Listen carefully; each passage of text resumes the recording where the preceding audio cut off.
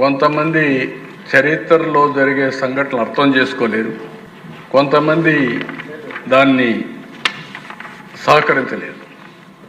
ఆ పరిస్థితుల్లోనే ఈరోజు అపోజిషన్ పార్టీ ఉంది.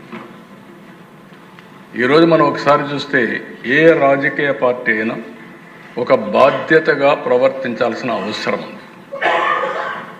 ఎందుకు నేను ఈ మాట వాడుతున్నానంటే, చరిత్ర అనేది ఒకరితో రాలేదు, ఒకరితో ముగిసే పరిస్థితి రాదు. సమాజ హితం కోసం రాజకీయ పార్టీలు ప్రజల పక్షాన్ని ఎప్పటికప్పుడు వాళ్లకు చేతనైనంత వరకు సహకరించాల్సిన బాధ్యత ఉంటుంది. ఈరోజు ఇలాంటి ఒక బ్రహ్మాండమైన రిఫార్మ్ ఈ దేశంలో వస్తూ ఉంటే, ఈ రిఫార్మ్ను అర్థం చేసుకుని దాన్ని సహకరించాల్సింది పోయి అసెంబ్లీకి రాలేదంటే వాళ్ళ దురదృష్టం, వాళ్ళకు ఎవరికి అర్థం కాదు.